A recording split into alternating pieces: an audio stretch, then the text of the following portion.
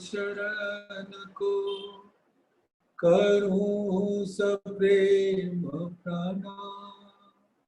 अशुभ हरण मंगल करण धनी श्रीदेव चंद्र जी नाम। श्री प्राणनाथ निज मूलपति श्री मेराज सुनाम। तेज कुंवरी श्यामा युगल को पल पल करूं प्रणाम। पिया जी को पल पल करूं प्रणाम। प्रथम लागू दो चरण को धनिये न छुड़ायो खिन। लाख तली लाले लिया मेरे जीव के यही जीवन। इन पाँव तले पड़ी रहूं धनी नजर खोलो बातू। पलना वालू निरखु नेत्रे मेरे जीव के यही जीवन। मेरे जीव के यही जीवन। धामधनी अक्षर अतीत के परम प्यारे लाडले सुंदर साथ जी, आपके कोमल चरणों में इस सुंदर साथ के दिल का प्रेम सिजदा कबूल करें। प्रणाम जी।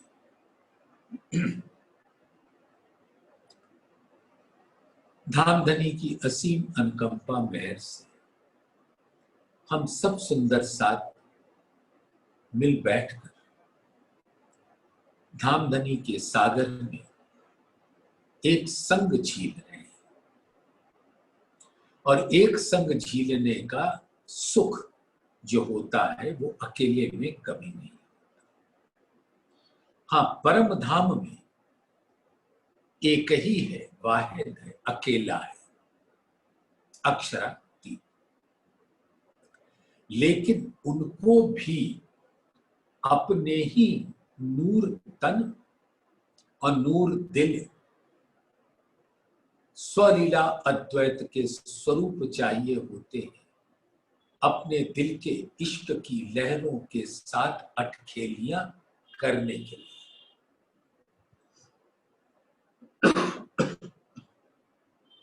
सुंदर साथ परम धाम का जो स्वरूप है वो धामधनी के दिल का प्रकट स्वरूप है।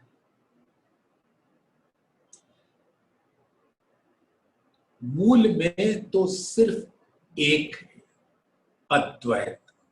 अद्वैत यानी जहां द्वैत नहीं होते, दो नहीं होते, एक।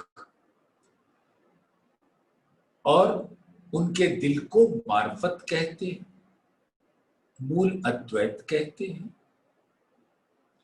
और वो दिल की लहरें इतने आकार धारण करते हैं कि आकार धारण करने का के पीछे जो मूल धामधनी के दिल में मंशा होती है कि वो अपने सागरों की अपने अंदर विराजमान अनंत सागरों के अनंत लहरों के साथ क्रीड़ा कर सके। तो क्रीड़ा करने के लिए सागर की भी लहरें चाहिए। और ये लहर क्या है? ये भी आत्माएं हैं। लहरी सुख सागर की लेसी रूहे अर्स,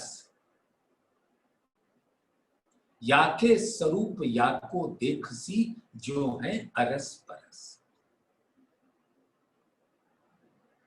तो परम धाम के अंदर धामधनी का दिल, जिसके अंदर अनंत न्यामतें हैं, संपदाएं हैं, निधियां हैं, उसका रस अक्षरातीत लें तो कैसे लें, उसके लिए वो हर लहर को जब प्रकट करते हैं तो वो लहर नूर का स्वरूप कहलाती है, और नूर की लहरों के साथ वो क्रीड़ा करते हैं, अपने इश्क की क्रीड़ा करते हैं, इश्क की लीला करते हैं, और फिर उस इश्क का जो रस है उसका रसपान अपने दिल के अंदर करते हैं, और इश्क का रस जो होता है वो आनंद कहलाता है। सुंदर साथ, अब सभी तो जानते हैं इस बात को, आम इश्क है, या यूं कहें आम राजी का दिल है, और उसके अंदर का जो गूदा है वो इश्क है। अब है तो है, लेकिन जब तक उस गूदा का रसपान ना हुआ और हमको उसके मीठेपन का स्वाद अपने दिल में न मिला तो उसका मोल क्या। और फिर उसका मीठा स्वाद जो मिलता है, मेरा दिल आनंदित हो जाता है। उसी प्रकार से परम धाम के राज्य का दिल के अंदर इश्क होता है, और वो इश्क की लहरें अकेली तो लीला करेंगी नहीं, उसके लिए भी स्वरूप चाहिए। तो धाम धनी के दिल के नूर स्वरूप उन लहरों के साथ लहराते हैं, उसके रस का पान करते हैं, और रस का पान करने वाले धाम धनी स्वयं होते हैं, और रस का पान करके उनके दिल को अनंत आनंद प्राप्त होता है। इसलिए उनका दिल आनंद अंग कहलाता है। और अक्षरातीत का दिल वो आनंद अंग होता है श्यामा जी। तो उस आनंद का जो घनीभूत स्वरूप है वो श्यामा जी कहलाते हैं, यानी अक्षरातीत का दिल ही श्यामा जी हैं, और श्यामा जी धाम धनी के दिल का आनंद स्वरूप है, आनंद अंग है। और पूर्ण ब्रह्म तो सच्चिदानंद होते हैं, तो एक उनका आनंद अंग श्यामा जी, चिदघन स्वरूप उनका स्वयं का अक्षरातीत का नूरी स्वरूप, और उनके अंदर अव्यक्त रूप से सत स्वरूप विराजता है, सत्ता का स्वरूप विराजता है। तो ये तीनों मिलके सच्चिदानंद कहलाते हैं। चेतन व्यापी व्याप में सो फेर फेर आवे जाए, जड़ को चेतन एक करे, चेतन को मूर्छाए।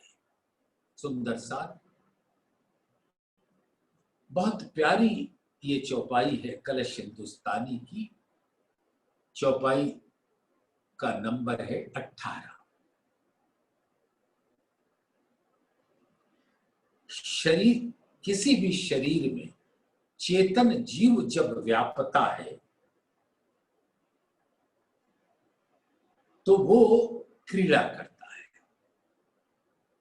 और ये जीव भिन्न भिन्न योनियों में होते हुए भिन्न भिन्न शरीरों के द्वारा आता जाता रहता है। इस तन से जीव बाहर निकला जो चेतन है, वो एक तन से निकलकर दूसरे में जाता है, यानी यहां से निकलकर दूसरे में समाता है, व्यापता है।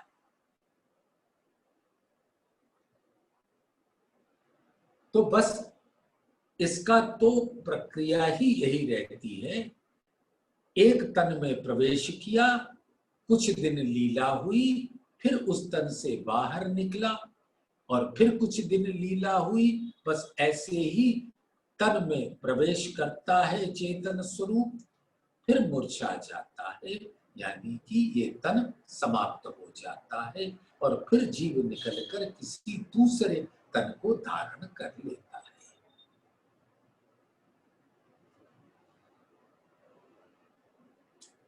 तो ये माया जड़ स्वरूप को चेतन कैसे करती है?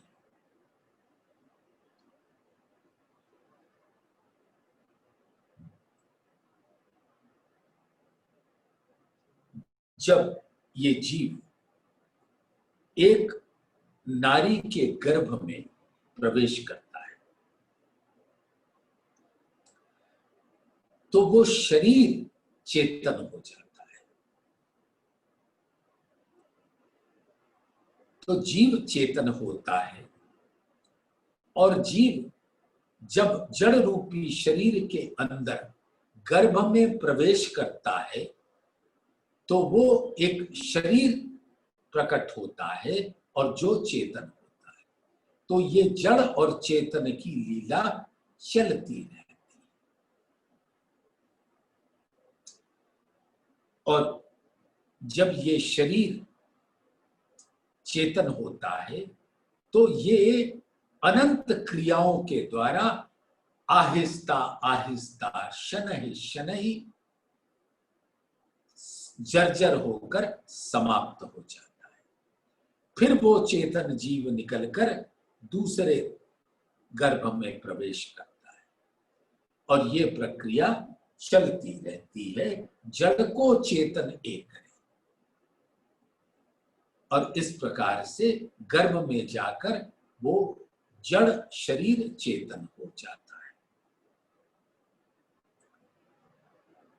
चेतन को मूर्छा, तो तब माया के प्रभाव से उम्र के समाप्त हो जाने पर जीव शरीर का परित्याग करने लगता है तो उसमें मूर्छा संज्ञाहीनता आ जाती और वो मानो निर्जीव होकर उसका अस्तित्व समाप्त हो जाता है।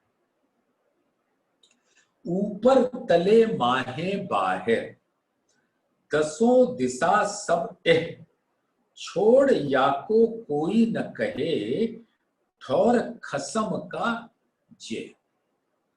अब इस ब्रह्मांड के अंदर जिसको 10 दिशाएं मानी जाती हैं, अग्निकोण, दक्षिण, नैऋत्य कोण, पश्चिम, वायव्य कोण, उत्तर,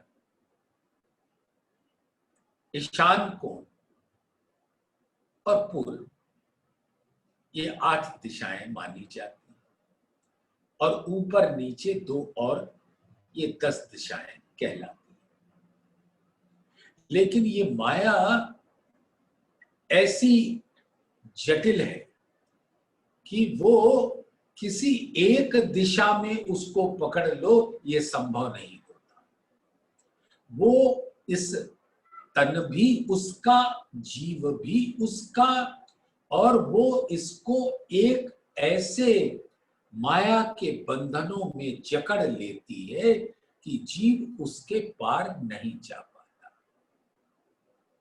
ऊपर तले माहे बाहर, दसों दिशा सब एक, ये माया ही 10 दिशाओं यानी अनंत दिशाओं में माया ही रहती है।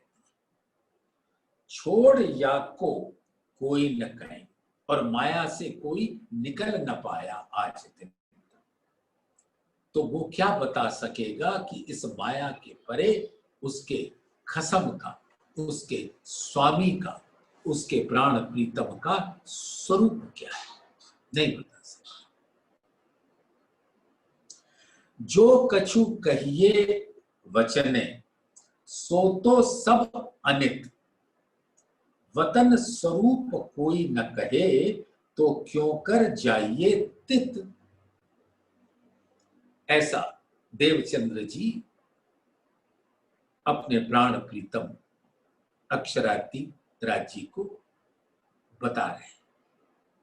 क्या कि इस ब्रह्मांड में मैंने बहुत प्यार से, आदर से सब ग्रंथों को देखा और जितने भी वचन हैं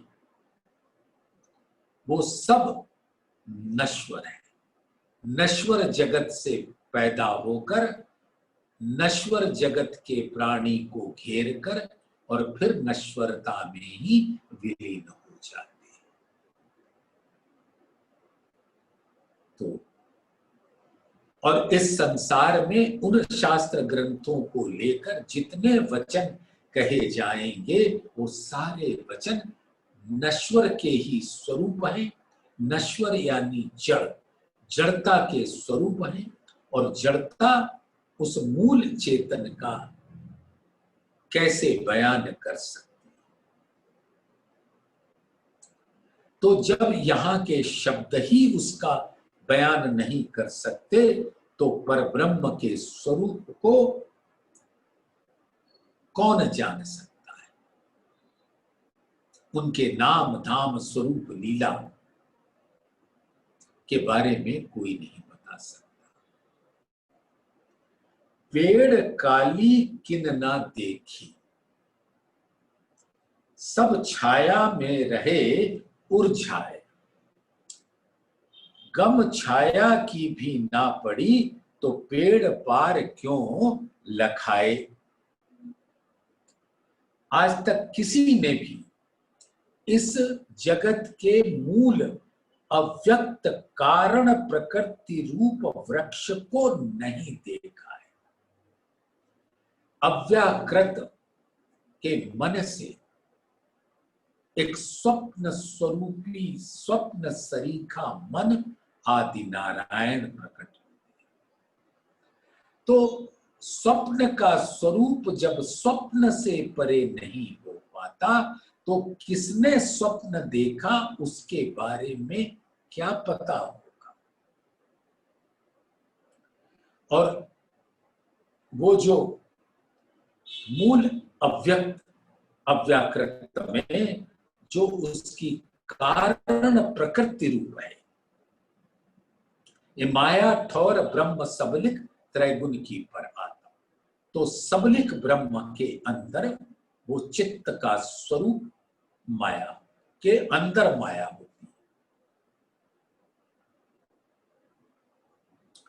तो वो एक वृक्ष के रूप में प्रकट होती है।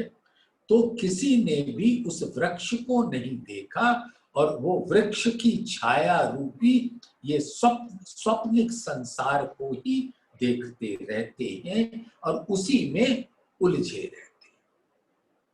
यानी छाया में उलझ कर रह गए और लेकिन किसकी छाया है उनको पता नहीं।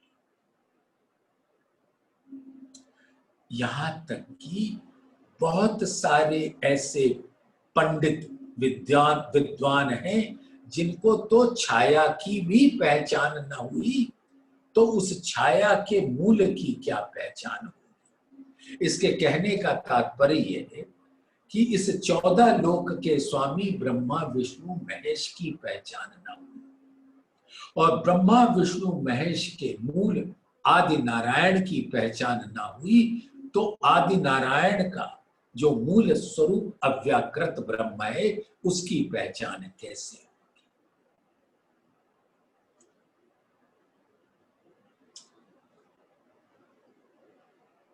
तो इस प्रकार से प्रकृति पैदा करे ऐसे कई इंद आलम, ये जो मूल प्रकृति है अक्षर की, प्रकृति एक तरीके से स्वभाव को कहते हैं। भाई इसकी प्रकृति ही ऐसी है, इसका स्वभाव ही ऐसा है।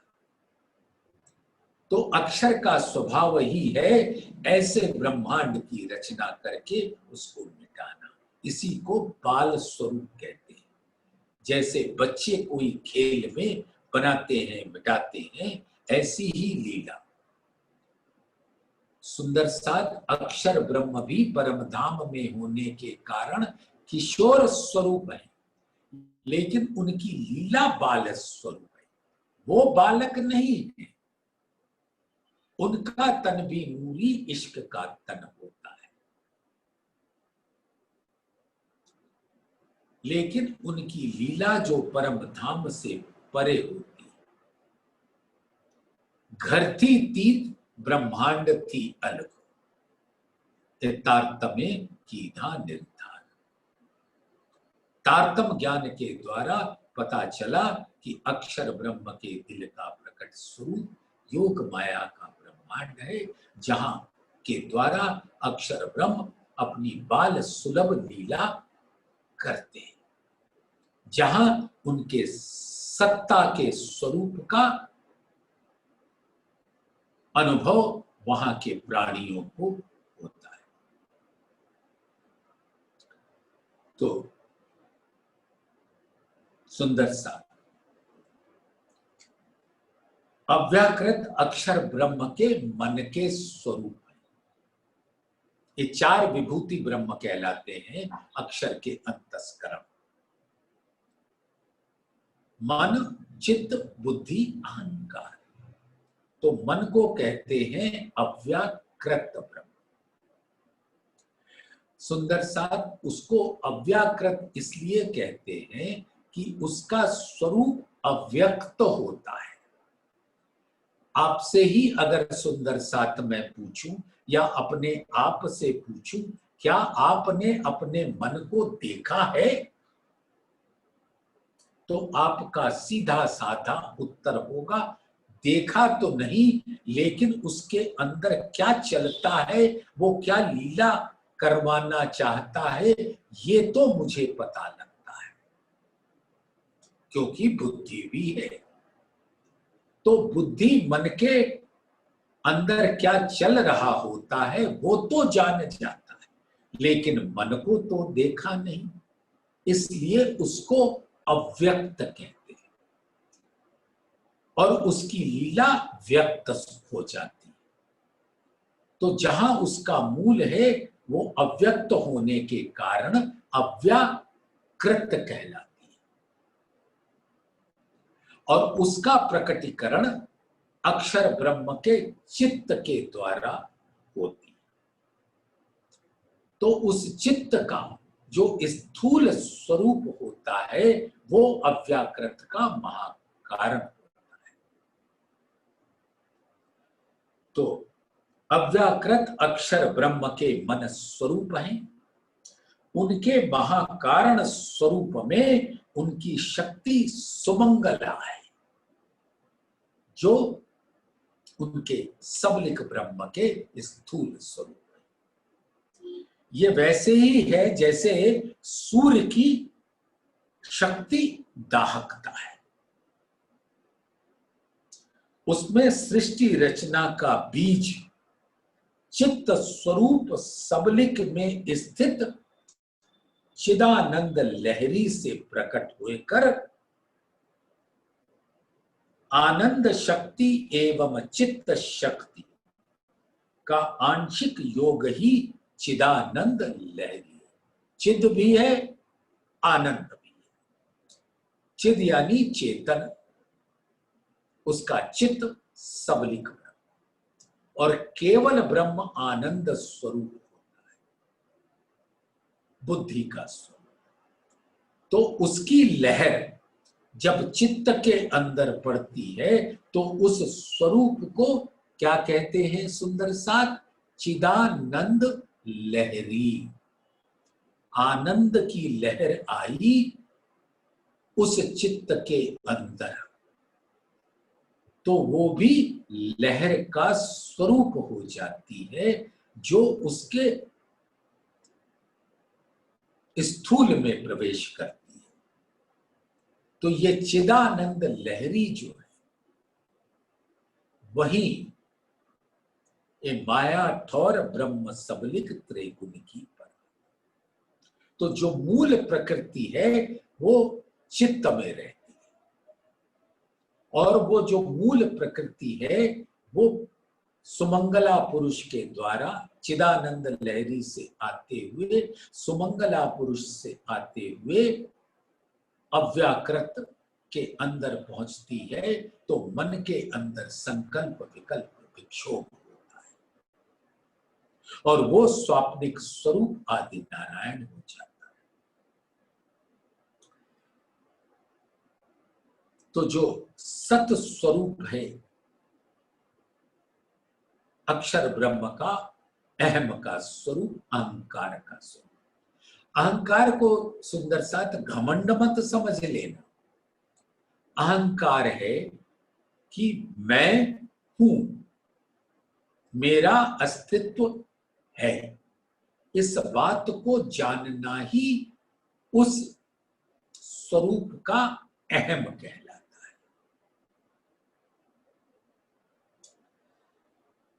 तो अहम के द्वारा निर्देशित होता है, कोई भी क्रिया अहम के द्वारा ही होती है। मैं खाना खाऊं, ये भाव कहां आया? मेरी अहम में आया और मेरे चित्त के अंदर वो खाने का स्वाद बसा हुआ है।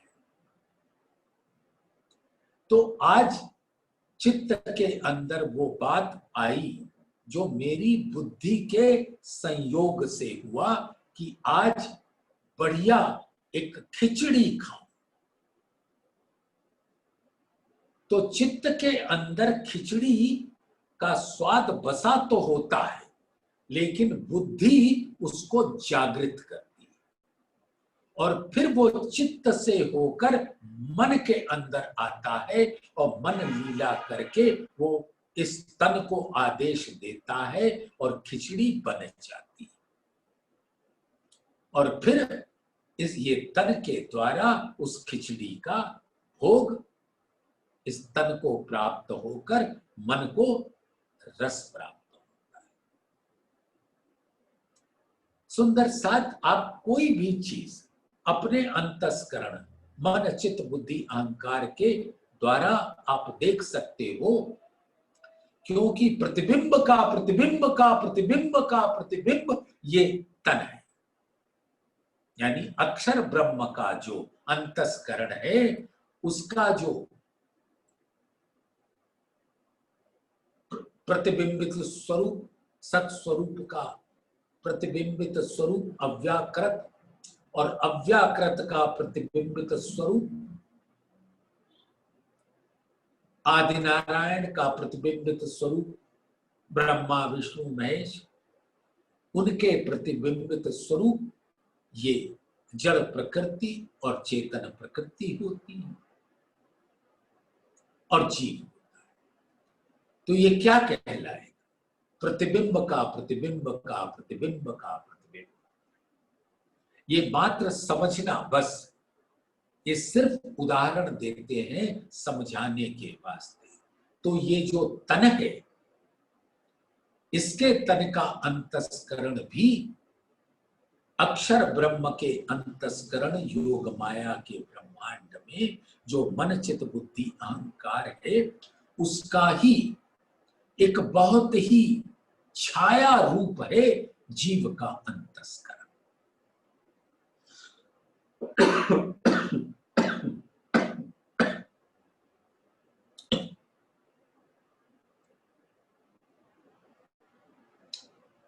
तो अगर आप अपने मन के क्रियाओं को देख सके तो आपको त्रैगुण की पर आत्म और उससे होने वाली लीलाओं की समझ आ जाएगी। तो सुंदर साथ, अहम यानी मैं सत स्वरूप के द्वारा निर्देशित होने पर आनंद रस में डूबी बुद्धि केवल ब्रह्म जो योग माया का वो स्वरूप है जहां सत स्वरूप की आनंद लहरी आती है। तो आनंद रस में डूबी बुद्धि केवल ब्रह्म एवं सृष्टि की उत्पत्ति पालन एवं संहार का संस्कार रखने वाले चित्त सबलिक, क्योंकि अक्षर ब्रह्म बनाते हैं मिटाते हैं। बनाया तो अव्याकृत से प्रकट हुआ, और कहां से उसकी लहर आई? चित्त से, सबलिक से। और मिटाया तो महाविष्णु कहां प्रवेश कर गए? चित्त में। पिंड प्रकृति पैदा करे ऐसे कई इंड आलम, ए माया ठौर ब्रह्म सबलिक, त्रैगुण की बरात। तो वहां से प्रकट होना और वहां पर आकर लय हो जाना ही संस्कार बनाता है वो सबलिक ब्रह्म का। यानी ये बनाना मिटना कहां पर जाके समाता है? वो सबलिक ब्रह्म। तो जो ऐसा चित्त का जो संस्कार है वो मन को प्रेरित करता है, जो सुमंगला यानी जो सबलिक का स्थूल है, यानी जो चिदानंद लहरी की लहर सुमंगला में आकर अव्याकृत का महाकारण बनता है, और वहां से उसकी लहर आती है अव्याकृत के मन का वो स्वरूप, जहां से ये क्रीड़ा होती है। तो उसका जो स्थूल स्वरूप है वो प्रणव ब्रह्म है, और वो रोधनी शक्ति, यानी कोई भी माया का जीव उसको पार नहीं कर सकता, और ऐसी रोधनी शक्ति है। तो संसार के लोग क्या कहते हैं? प्रणव प्रणव ब्रह्म ही सब कुछ है, एक ओंकार, प्रणव ब्रह्म ओम, क्योंकि ये रोधनी शक्ति उसके आगे जाने नहीं देती।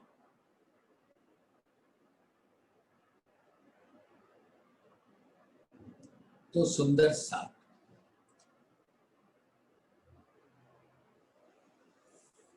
अगर इसको संक्षिप्त में समझना है तो आपके लिए प्रस्तुत करते हैं कि इस चौपाई का जो आशय है, उस सुमंगला शक्ति अनादि चैतन्य माया को कोई भी नहीं जानता है, जिसकी छाया रूपी इस त्रिगुणात्मक माया कारण प्रकृति से इस जगत की रचना होती है।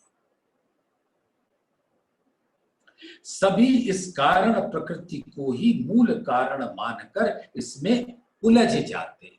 प्रणव ब्रह्म अधिकतर तो इसको भी नहीं जान पाते, अपितु अष्टावरण, ये जो 14 लोक है जो अष्टावरण के घेरे में है, पृथ्वी जल अग्नि वायु आकाश मन बुद्धि अहंकार, उसके आगे ही कोई नहीं जा पाता, तो उसके आगे आदि नारायण को कैसे जानेगा? अव्याकृत सुमंगला पुरुष को कैसे जानेगा? तो सबलिक केवल सच स्वरूप को कैसे पहचानेगा?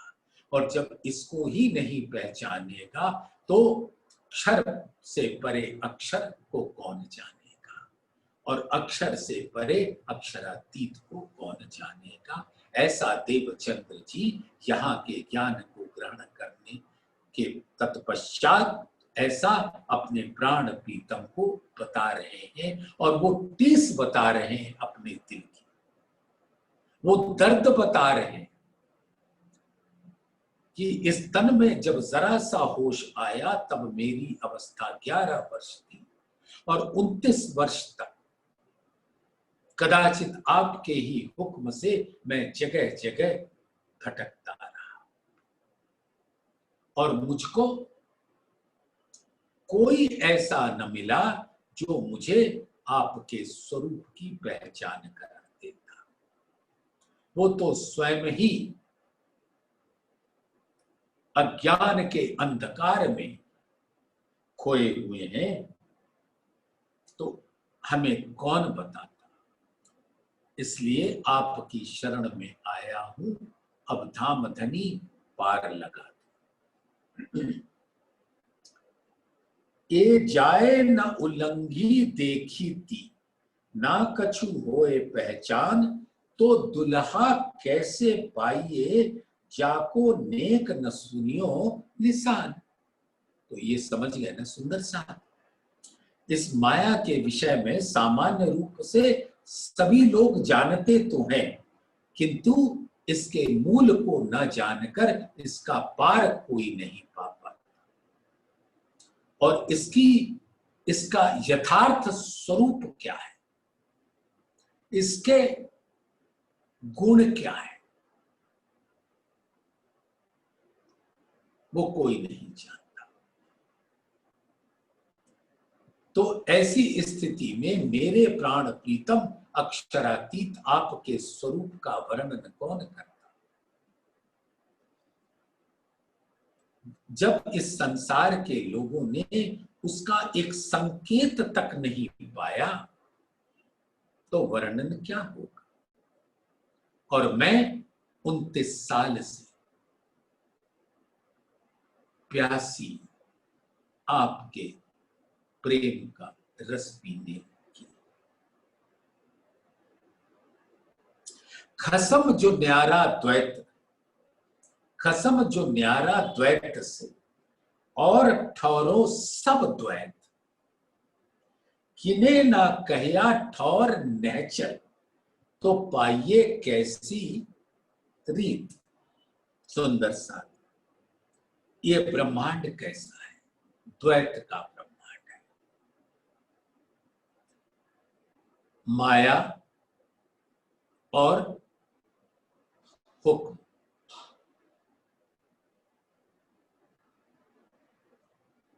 तो इस ब्रह्मांड में सर्वत्र द्वैत का ही विस्तार है, जबकि परब्रह्म इस द्वैत के मंडल से न्यारे हैं।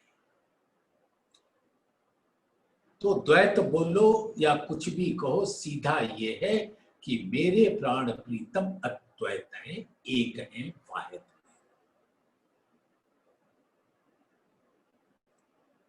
और माया वो द्वैत है। तो सभी दुख का कारण होता है द्वैत, और आनंद का कारण होता है अद्वैत। सुंदर साथ जहां दो होते हैं, वहां अपेक्षा आ जाती है कि जैसे मेरा बेटा है, अब एक मैं हूं और एक मेरा बेटा है,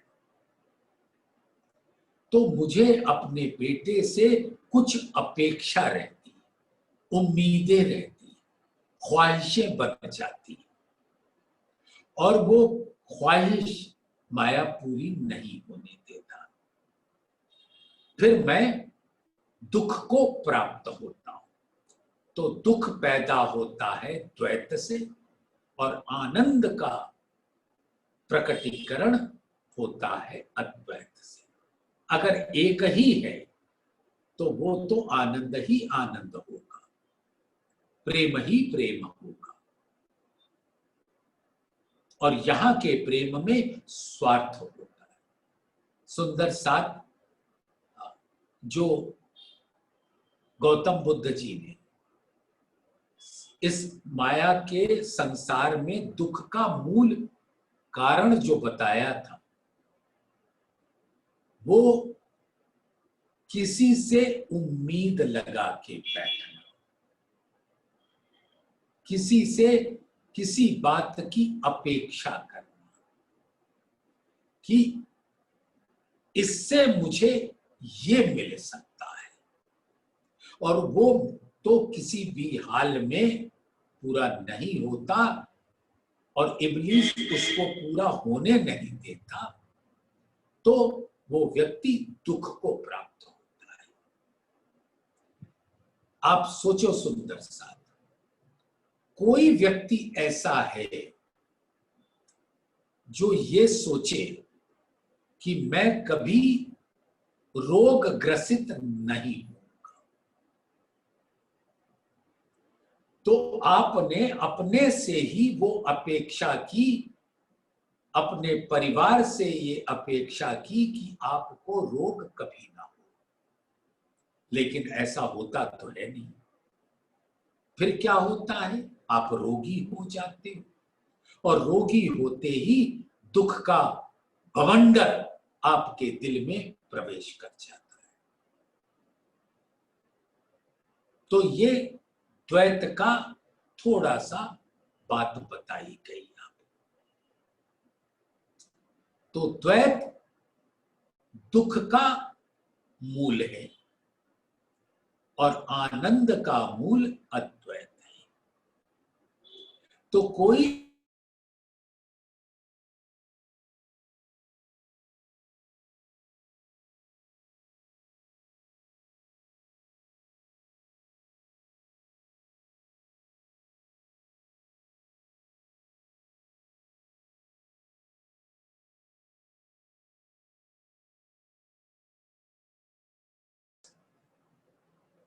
और फिर वो अपेक्षा किसी से पैदा कर देता है, और वो अपेक्षा जब पूर्ण नहीं होती तो दुख को प्राप्त होता है।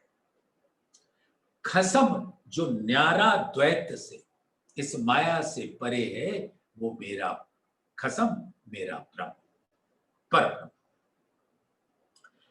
और ठौरों सब द्वैत। और इस ब्रह्मांड में जहां भी हम देखेंगे, जहां भी हमारी नजर गई, ऐसा देवचंद्र जी बता रहे हैं अपने अद्वैत कसम से, कि जहां भी इस संसार में मेरी नजर गई, वहां द्वैत ही द्वैत, दुख ही दुख, असत ही असत, जड़ता ही जड़ता। किने न कहया ठौर नहचल, नहचल यानी अखंड। किसी ने भी अक्षर का योग माया का ब्रह्मांड जो अविनाशी है, अखंड है, उसका ही वर्णन नहीं बता पाए तो निराकार के पार थे, तिन पार के भी पार का वर्णन कैसे होता।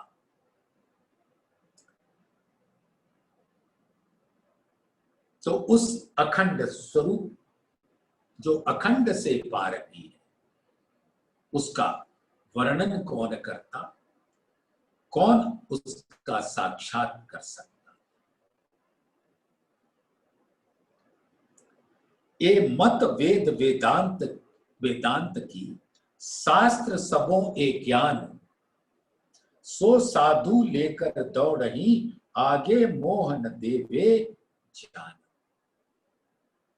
वेद वेदांत एवं शास्त्रों में इस प्रकार का ज्ञान दर्शाया गया है, जिसका अनुसरण करते हुए साधु संत ऋषि मुनि पीर पैगंबर उस परम तत्व की खोज में घूमते रहते हैं, किंतु मोह तत्व का आवरण उन्हें अखंड में जाने नहीं देता। और ये मोह तत्व का आवरण हट भी जाता तो कहां पहुंचते, जैसे अक्षर ब्रह्म की पंच वासनाएं कहां पहुंची, सुंदर साथ अव्याकृत के, अव्याकृत ब्रह्म में वो पंच वासनाएं कबीर, सुखदेव, सनकादिक, सदाशिव और विष्णु, इसके अंदर ब्रह्मा विष्णु महेश आ जाते हैं, और कबीर और सुखदेव मुनि आते हैं। तो इन्होंने बहुत छलांग लगाई, क्योंकि अक्षर की पंचवासनाओं में से है, वो वहां तक उस अखंड स्वरूप की पहचान कर लेते हैं, उसके परे कुछ भी न जान पाए। तो उसके परे की पहचान न हुई तो हमको कैसे होगी। मैं तो ढूंढता ही रहा। याविद ज्ञान जो चर्चही, सो मैं देखा चित ल्याए। जो मनुआ सुपने मिने, बेसुध गोते खाए। अब अपने दिल की पीड़ा देवचंद्र जी बयान कर रहे हैं अपने प्राण प्रीतम को। मैंने इस बात का बहुत अच्छी तरह से अनुभव किया है कि जिस प्रकार स्वप्न में मन बेसुध होकर इधर उधर भटकता रहता है, उस स्वप्न मंडल में तो उसकी स्वप्न की बुद्धि वाले जो ज्ञानी जन कहलाते हैं और ज्ञान की चर्चा करते हैं, उस चर्चा से क्या हासिल होता? कुछ भी तो नहीं। खिन में कहे सब ब्रह्म है, खिन में बंझा पूत, मद माते मरकट ज्यों, करे सो अनेक रूप। ये जो नवीन वेदांती कभी कहते हैं कि ये सारा जगत ब्रह्म रूप है, और दूसरे ही क्षण कहते हैं कि जिस प्रकार से एक बंध्या स्त्री, बांझ स्त्री जिसके पुत्र नहीं पैदा होता, उसी प्रकार ये जगत भी वास्तव में है ही नहीं। इसको खरगोश के सींग के जैसे कहते हैं।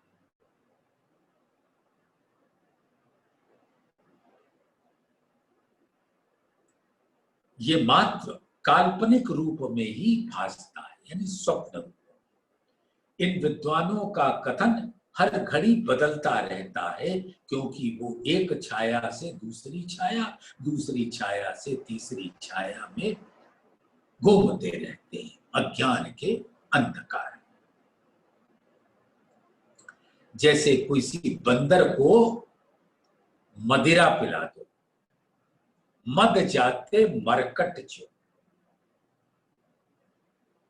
जैसे किसी बंदर को मदिरा पिला दो और उसके बाद बंदर किस तरह से विध-विध की गुलाटियां मारता है, विध-विध की लीलाएं करता है, ऐसे ही ये ज्ञानी जन जो छाया के स्वयं के स्वरूप है, छाया को न पार कर सके तो इस माया के मूल को क्या पाएंगे, और माया के मूल को ना पाए तो ब्रह्म के मूल को क्या पाएंगे।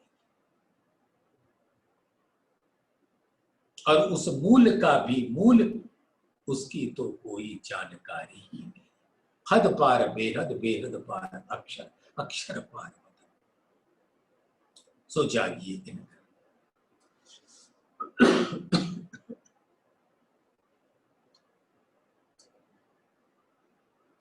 खिन में कहे सत असत, माया कछुए कहीं न जाए। यो संग संसा दृढ़ हुआ, सब धोखे रहे फिराए।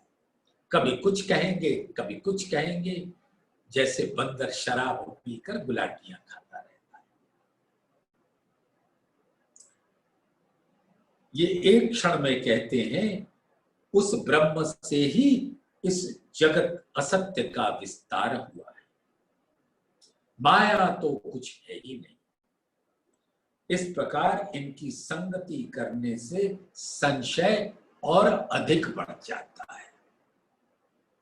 इनकी बातों के जाल में फंसने वाले सभी लोग धोखे में भटकते रहते हैं। एक तरफ कहेंगे ब्रह्म माया से अलग है, न्यारा है, दूसरी तरफ कहते हैं कि ब्रह्म से ही माया प्रकटी, और फिर कहते हैं कि ब्रह्म ही इस माया में व्याप्त भी है। तो कभी कुछ, कभी कुछ, कभी कुछ। छाया का वर्णन करते हैं ना, तो छाया तो कभी लंबी, कभी छोटी, कभी मोटी, कभी पतली, कभी तिरछी, कभी आड़ी, पकड़ में नहीं आती। खिन में कहे हैं आप में, खिन में कहे बाहर, खिन में माहे ना बाहर, या को शब्द न कोई निर्धार। ये एक क्षण में कहते हैं कि ब्रह्म हमारे अंदर विद्यमान है, सब कोई कहता है। कितने चितवन लगाने वाले लोग हैं जो कहेंगे अपनी कुंडालिनी शक्ति जगाओ, आपको ब्रह्म के दीदार होंगे, अनहद ध्वनि सुनाई देगी, क्योंकि ब्रह्म इस तन के अंदर विराजता है। कोई कहेगा ये तन नश्वर है, तो क्या नश्वर में अविनाशी आ सकता है? तो ये न जाने कैसी बातें करते हैं। ये एक क्षण में कहते हैं कि ब्रह्म हमारे अंदर विराजमान है, दूसरे क्षण ही कहते हैं वो हमसे परे है, न्यारे है, बाहर है। अगले क्षण कह देते हैं कि वो न तो हमारे अंदर है और न हमारे बाहर है। इसलिए उनके वचन में कोई स्थिरता ही नहीं रहती। और मैंने इतना समय गंवा दिया इन विद्वानों के, यथा कथित विद्वानों के चक्कर में। खिन में कछु और कहे, खिन में और की और, सो बात दृढ़ क्यों हो वहीं, जाको वचन न रहवे ठौर। एक क्षण में जो बात कहते हैं अगले ही क्षण में उसका विरोधाभासी कथन भी कर देते। इस प्रकार इन नवीन वेदांतियों, वेद ना इनको वेद के बारे में पता, न वेदांत के बारे में पता, अपनी अपनी लगाए रहते, इधर उधर की सुन के भरमाए रहते। किरंतन ग्रंथ में नामधनी एक जगह फरमाते हैं, उदर कारण बेचे हरि, मूढ़ो यही पायो रोजगार। तो ये सब हो क्या रहा है? ये अपने पेट को पालने का व्यवस्था बनाते हैं और अपने अहम की तुष्टि करने के वास्ते ऐसी व्यवस्था का स्वरूप बनाते हैं कि लोग आए और मेरे चरणों में अपना मत्था टेके। ब्रह्म से मतलब नहीं, वो कभी ये नहीं बताएंगे कि मेरा ये तन नश्वर है, इसको मत मत्था टेको, मत्था टेको तो पर ब्रह्म। लेकिन पर ब्रह्म के बारे में मालूम हो तब तो।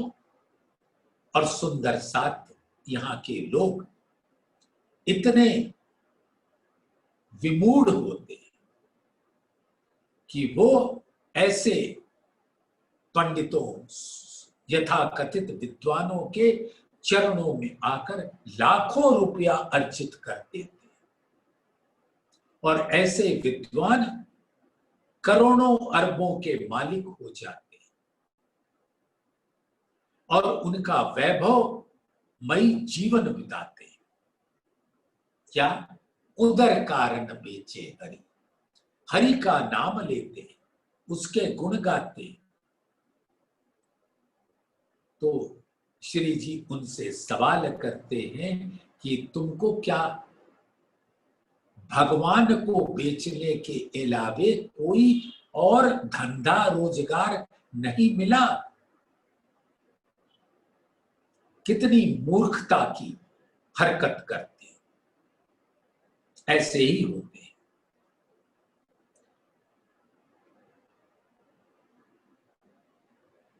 तो इनकी संशय भरी बातें जो माया का अस्त्र शस्त्र है, बिना तारतम ज्ञान के ऐसी होती है।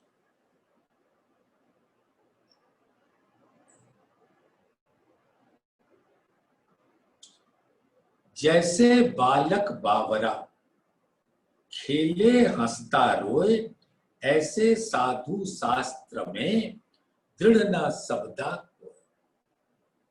जिस प्रकार एक नादान बालक खेलते समय कभी हंसता है तो कभी रोने लगता है, उसी प्रकार समाधि में बैठे हुए वो व्यक्ति जिसने सिर्फ आडंबरी समाधि ले रखी, वो उसका अनुसरण करते हैं और उनके हाथ कुछ नहीं लगता और वो औरों को भी भरमाते हैं। जो घायल सांप को चींटियां लगियां बिना हिसाब, क्यों इन अगुओं को दुनी मिलकर देसी ताप। ये देवचंद जी नहीं कह रहे, ये तो दामदनी सनंद ग्रंथ में बताएंगे, लेकिन मैं उसका बात इसलिए कहा कि जो जो ऐसे आडंबरी ज्ञानियों के चरणों में जाकर अपने उपार्जित धन को भेंट चढ़ाते, वो जब उनको पता लगेगा कि इनको तो ब्रह्म के बारे में पता ही नहीं था, तो हश्र के मैदान में उनका क्या हाल होगा, ये वही जाने। इनकी किसी भी बात में दृढ़ता नहीं होती। सुंदर साथ ये 30वीं चौपाई है।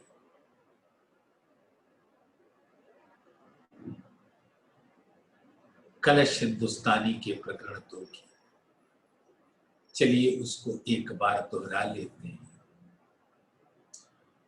जैसे बालक बेवरा खेले हंसता रोए, ऐसे साधु शास्त्र में दृढ़ना सबदा कोई। तो ऐसे लोगों की बात में सुंदर साथ आप ना फंसना। धनी देवचंद्र जी ऐसों के बारे में जो विचार रखते हैं, वो विचार अपने प्राण प्रीतम राजी के समक्ष प्रस्तुत करते हैं। बोलिए श्री प्राणनाथ प्यारे।